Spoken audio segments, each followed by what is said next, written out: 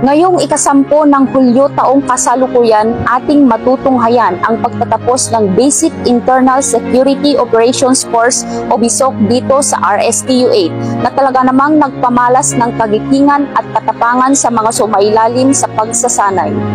Pinangunahan ni Police Brigadier General Reynaldo H. Pawid, ang Regional Director ng Police Regional Office 8, ang closing ceremony ng BISOC classes 02, 013, R8, 2024, 004, 005 at 006. Ito ay isang mahalagang tagumpay para sa 237 trainees na matagumpay na nakapagtapos ng masusing kurso na ito. Sa kanyang talumpati, binigyang diin ni Regional Director Pawid ang pangako ng organisasyon na maglingkod sa publiko na may pinakamataas na dedikasyon sa pamamagitan ng pagpapataas ng presensya ng pulis sa komunidad.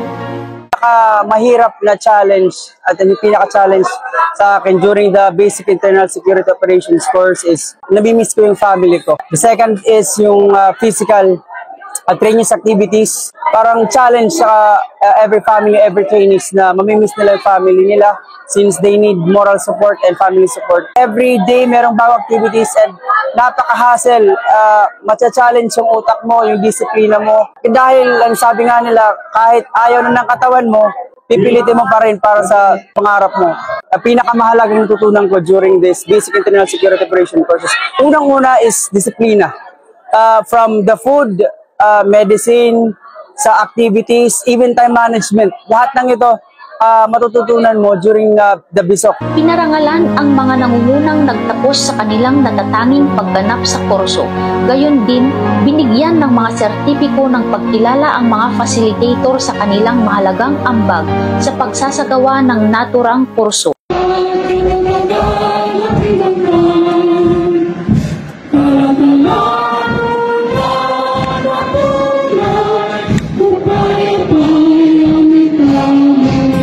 Sa isang nakakakilig na bahagi ng seremonya, 2 BISOC graduates ang nasurpresa ng proposal mula sa kanilang mga kasintahan na nagpapatunay ng kanilang tapat na pagmamahal.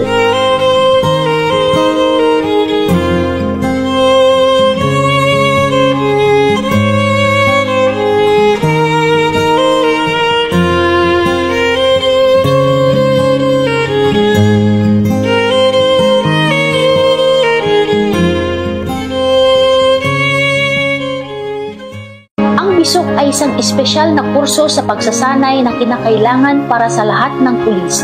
Ito ay naglalayong mapabuti at mahubog ang kakayahan ng mga pulis kontra insurhensya. Tinitiyak na sila ay handa sa pagharap sa iba't ibang hamon sa seguridad. Mula sa Regional Police Community Affairs and Development Unit 8, binabati namin kayo. Congratulations sa lahat ng graduates ng BISOC.